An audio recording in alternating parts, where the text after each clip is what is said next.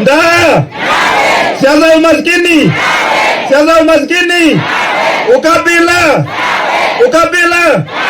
yaba vyake makuvili Ford Kenya Wetangula umpavu kabisa.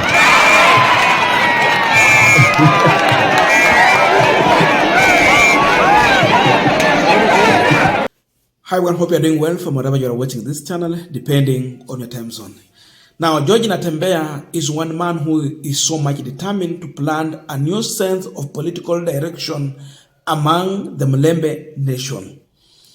His issue is still all about the multi-party democracy and what Wetangula is holding to, the Ford Kenya party. His origin, Ford, then the split Ford Kenya, Ford people, Ford Asili, with the reason that Moi had divide and rule, exactly what Ruto is trying to do as of now, especially in Mount Kenya region.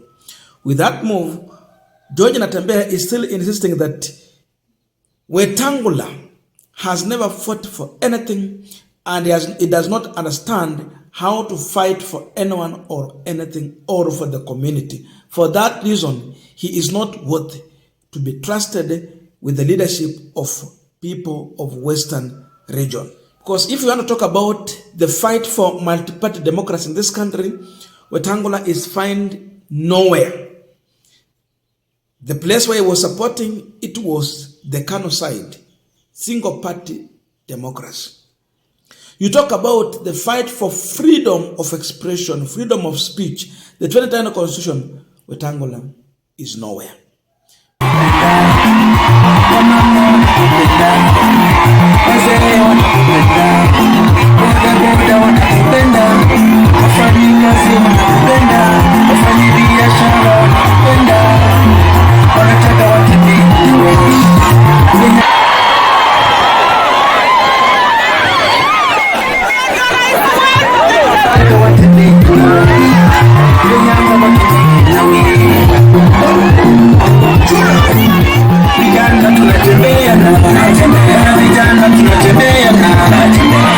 Vuguvugu la vyama mingi kuleta demokrasia Kenya, multi-partyism. Chama cha kwanza kutengenezwa Kenya hii ilikuwa inaitwa Ford, ndio? Hii chama watu wote walikuwa ndani ya Ford. Mzee Moi akasema hao jamaa wakienda kama wako united namna hii watamshinda kwa. Akahakikisha wamepasuka, si ndio? Hao wakaenda kuita Ford Asili, Ford Kenya inaitwa Wetangula. Wetangula hana ajui kupigania mtu wa wetu. Ajui. Yeye historia yake imekuwa ni kubebwa namna hii. Hata kuingia bunge mara ya kwanza aliingia na chama cha KANU, alikuwa nominated na Mzee Moi, kama mimi natanganya na kusoma historia. Alipepa kaingizwa hapo, kweli ama uongo? Aliwekwa hapo, ajui kupigania. Hata saa hizi yeye hana habari kwamba hata Luhya kuna mama amelala njaa. Hawezi kujua kwamba Kenya hii watu wako na njaa. He will never know, hawezi kujua. Bao nakuja sisi kama jamii ya pande ya Western, na jamii ya Western sisi wote, wale wakale wa huku, wa Kikuyu, wa Hindi, wa nani, wa Kamba, wa Jaluo, wale wote jamii ya Western, ndio? Nda siasa ya umaskini, ukabila yaba vyake makuvili Ford Kenya. George Natembeya cleverly brought in the discussion about the 40 years that Israelites spent in the desert in their way from Egypt to Canaan. And now, connection to this, you bring in Ford Kenya party. The leader of Ford Kenya, now that time Moses Israelites. And the current leader of Ford Kenya, where the leader stopped and who took over the leadership and why the Israelites took long to get to Israel. In that context, there is a strong message he's sending to the Mulembe nation as far as the leadership of Wetangula and some extent Musalia Mudavadi as their leader is concerned. Wana wa Israeli waliteseka kule Misri. Tunyi mnateseka na umaskini namna hii. Na Mungu akasema watu yangu mimi nawapeleka kwa nchi ambayo iko na maziwa na asali. Ama namna gani? Mungu alisema namna hiyo. Na akatafuta Musa akasema pelekea hii watu yangu kule Kanani. Watu walitembea miaka ngapi kufika Kanani? Miaka ngapi? Miaka 40. Na kutoka Misri kwenda Kanani sio mbali. Ni kama tu kutoka hapa kwenda Mombasa, kama unatembea vizuri siku 10 umefika. Hao jamaa walikaa miaka 40 kwa sababu gani? Hadi nini? Walikuwa wanazumbua Musa, si ndio? Paka akaenda akatafuta 10 commandments, akienda anarudi wako na miungu ingine inaitwa 40 Kenya. Akienda huko walizunguka wakazunguka, si ndio? Na Musa alifika Kanani kweli? Hakufika. Moses, anaitwa Moses. Alifika kweli? Alikuwa anaitwa Moses Wetangula yule mtu. Ona.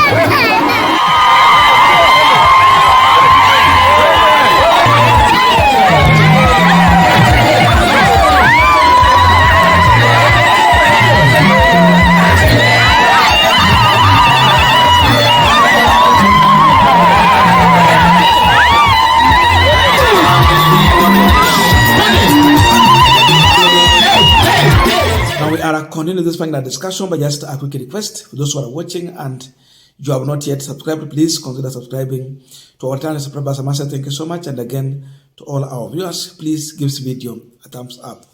Thank you so much, and back to this discussion. Now, the wave that George Natembeya is trying to lead in Western region as of now is a rejection on Wetangula and Musalia Mudavadi. These are the senior most leaders from Western in Kenya Kwanza administration. That's why it's bringing in the discussion about Tawe. You know, Tawe in Luhya, it means no. And when someone tells you Tawe, he or she is serious about what she's telling you. It is a conclusion she or he has made. A big no. Tawe. It can't happen. So that is the narrative that George Natembeya is trying to drive among the masses in Western region. You talk about the issue of Moses, like he has put it very clear that the Israelites were so stubborn, that's why they never got to Israel quickly. They had to stay 40 years instead of a journey that they could take 40 days to reach their destination. The reason was that they were stubborn to some extent. They did not even listen. And how are they stubborn? They used to, when Moses is out, they go and make their own goddess. They start worshiping other gods. So for him, one of those other gods, and he put it very nicely, Ford Kenya. So he is telling the Bukusu and Luhyas at large, stop the worship of Ford Kenya. Stop the worship about Papa Waroma. And the moment you will stop worshipping Ford Kenya, then that time you will get to Canaan. But as long as you are still making your own gods here in the name of Wetangula and Ford Kenya, you will never get to Canaan on time. It will take you a long time for you to get to your destiny. So you see, in that context, there is a strong message here. Those who have ears can hear. Politically, achana na mambo ya Ford Kenya. Ingia kwa mambo yengine hapa, mpango mpya wa ku liberate a community. So as long as Luhyas will embrace Wetangula, Musalia, Ford Kenya, there is no way we will get to Canaan. It will take us long if we continue in this direction. So to leave this goddess, it means you get away from Ford Kenya uniform. Get your mind out of Ford Kenya. Get your mind from the person you have referred to as Papa Waroma. Because now, you see, when they refer to him as Papa Waroma, that means When he speaks, it is final and it is the direction. That's the meaning. So they have to stop believing in his words. Stop worshiping him. That's the message. Secondly, he talk about Moses. In that context, Moses, yes, managed to take the children of Israel from Egypt, but did not reach Canaan. Somewhere on the way, he died. And now I bring in the issue of Moses Masika Wetangula and this Moses of the Bible. So in that way, he is telling them that huyu Moses Masika Wetangula, kama yule Moses wa Biblia, hatafika Canaan. So forget about him. It's a strong message to Moses Masika Wetangula that you will not take us to the Canaan land the way you think. It will be other people who will take over from you to finish this journey. In that view, this is what he's saying, that we have DAPK part here. Ford Kenya has reached this level. Now we have to pick from there and go forward, make it our house, and move forward to make sure that we are reaching the Canaan land. That is George Natembeya. So watu wanaambiwa hapa mambo. Sahau mambo ya Wetangula, sahau mambo ya Mudavadi. Kufika Canaan, hawa hawatafika. Kile wamefanya imefika hapa. Now we will need new team to take over from here to the Canaan land. And that team is coming with Ford Kenya, and is coming with the DAPK party, and it is coming with the Azimio side. That's where they are. But not those who are in Kenya Kwanza, not Ford Kenya party. He goes further to talk about multi-party, as we had mentioned, and indeed Ford came to fight for multi-party democracy. It was huge, it was big, it was a threat to Moi. And Moi cleverly, politically, divided Ford into three parts. Though they still had the agenda to fight for multi-party democracy. Yes, they would want that. But now they were divided, and once you are divided, you are weak. But when you are together, you are powerful.